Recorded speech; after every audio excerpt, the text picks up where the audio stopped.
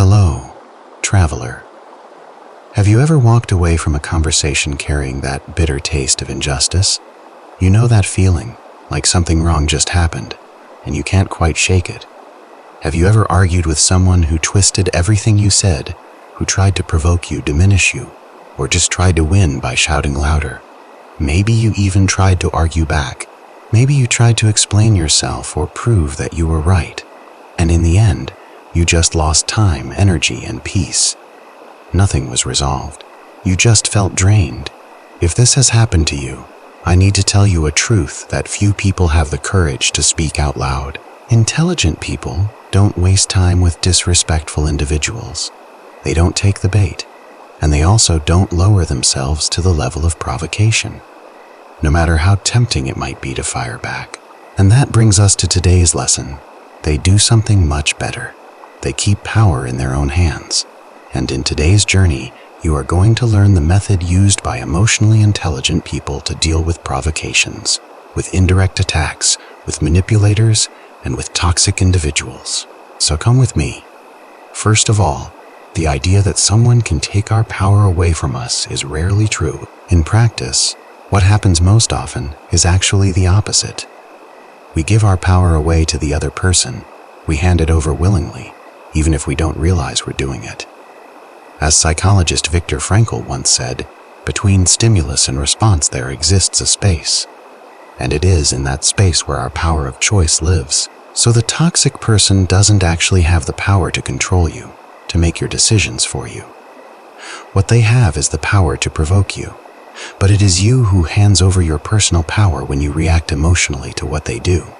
You are the one who makes that choice, even if it doesn't feel like a choice in the moment. Notice what happens when you spend days ruminating on what someone said to you. When you lose sleep thinking about the response you wish you'd given.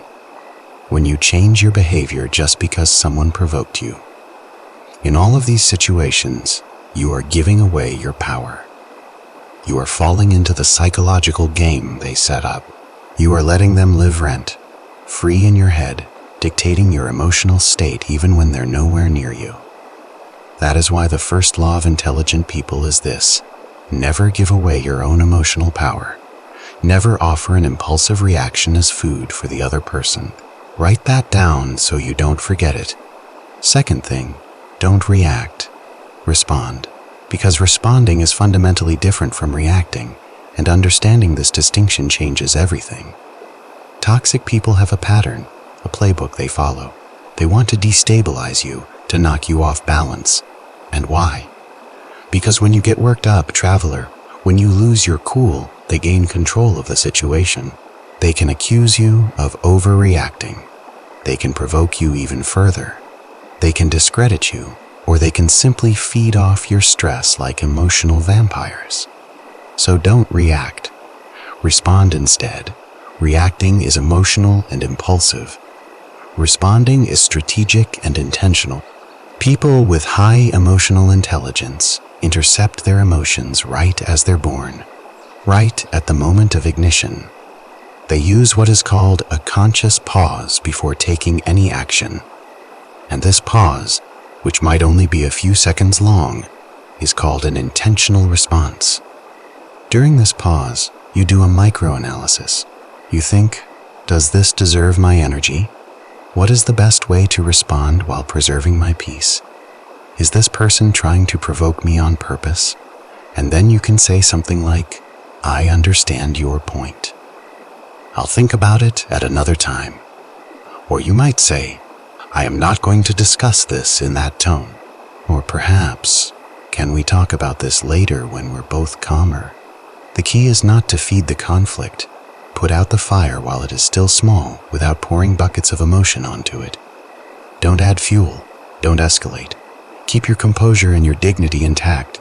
The third thing you need to understand is that we don't change other people. A common mistake made by good, empathetic people is trying to convince others, trying to explain, trying to prove to someone that they're wrong. But here is a hard truth you need to accept. You will never change a person who doesn't want to be changed. It is that simple. Intelligent people understand this law, and they stop wasting their energy on useless discussions. on arguments that go nowhere. You will never win a debate with a manipulator because they're not seeking truth. They're not interested in understanding or growth. They're seeking control, seeking victory at any cost. The argument itself is the point for them, not the resolution. So free yourself from this burden. Recognize that it is not your job to educate grown adults who have chosen to remain toxic. They've made their choice. But wait, does this person even know they're toxic? I seriously doubt you are the first person to point this out to them. If other people have already shown them that they destroy their own relationships, they know. Any toxic person over the age of 20 has heard the truth about their own behavior multiple times. Trust me on this. Fourth point, there is an extremely powerful psychological weapon called non-engagement. And what is this exactly? Well, intelligent people know that not every battle is worth fighting. The chronic stress of constantly banging your head against a wall, of always being in repetitive conflicts with the same people about the same things, reduces your capacity to think with balance.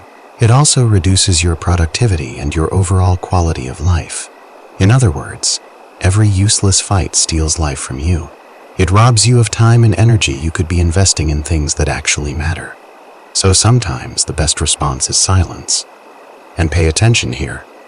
Silence in this context is not submission. It is not weakness or avoidance. It is a refusal to participate in the game. It is a strategic choice. So don't justify everything you do. Don't participate in subtle provocations or respond with passive-aggressive hints of your own.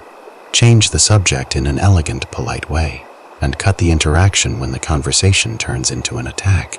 Don't add wood to this fire. Your peace is far more important than arguing with a stubborn person, because stubbornness and foolishness are sisters. They come from the same family. Intelligent people know when to stop insisting on things that yield nothing good. If the other person doesn't understand this, that is their problem, not yours.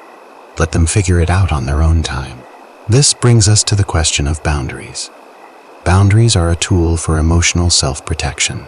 Without boundaries, you become an easy target for domineering people, for manipulators, or for those who are emotionally needy and drain everyone around them. People who communicate clear boundaries are more respected and suffer less psychological abuse. That is just a fact. And a boundary is not aggression. A boundary is clarity delivered with calmness. To set good boundaries, you can say things like, if you continue speaking in that tone, I am going to end this conversation. Or you might simply state, I don't discuss this type of topic. Be simple and direct. Don't over-explain or justify yourself endlessly. Beyond that, understand that boundaries are rarely negotiable because they exist precisely to educate the other person about how you accept being treated. Are you going to negotiate that with toxic people? I don't think so. Whoever is bothered by your boundaries is usually bothered because they benefited from your lack of them. They like the old arrangement where they could treat you however they wanted. So, establishing boundaries means entering leadership mode over your own life. You don't need to justify yourself or explain too much. People with clear boundaries send a powerful message to the world. I respect myself. And if you don't respect me, you don't get access to me. The final weapon of intelligent people is emotional detachment. They know that another person's behavior speaks about that person, not about them. Is this clear? Because when you truly understand this principle, you shield yourself psychologically. You stop absorbing personal offenses. You don't internalize them anymore because you understand that what the other person says is about them. Their words are filled with what is going on in their own mind and heart. What they say cannot be a reflection of you. It can only be a reflection of who they are, of what they're carrying inside. And there is more. Emotional distance doesn't mean coldness toward people. It doesn't mean you become uncaring or disconnected from humanity. It means internal freedom. It means you can hear criticism without becoming destabilized by it. You can face provocations without falling into the game. You can say no without guilt eating away at you. You can walk away from whoever destroys your peace and continue on feeling light, unburdened. Emotional detachment is maturity in its purest form. It is when you stop reacting like a hostage to circumstances and start responding according to your values and your priorities. It is when you learn to detach from what is small and petty, and in doing so, you gain space to build what is truly great in your life. At the end of the day, intelligent people don't take disrespect home with them because they simply don't accept the emotional package that the other person is trying to shove onto them. They refuse delivery. They understand that personal power cannot be given away without your consent. That control lies in responding, not in reacting. That another person only affects you if you allow them to. That you don't change people, you change your boundaries. That the priority is your peace, not other people's opinions of you. And remember this, the strongest person in the world is the one who is not controlled by others, but by their own will. True strength lies in maintaining your composure when others want to see you broken. In thinking with clarity when they're trying to confuse you, in moving forward when they want to trap you in cycles of endless conflict.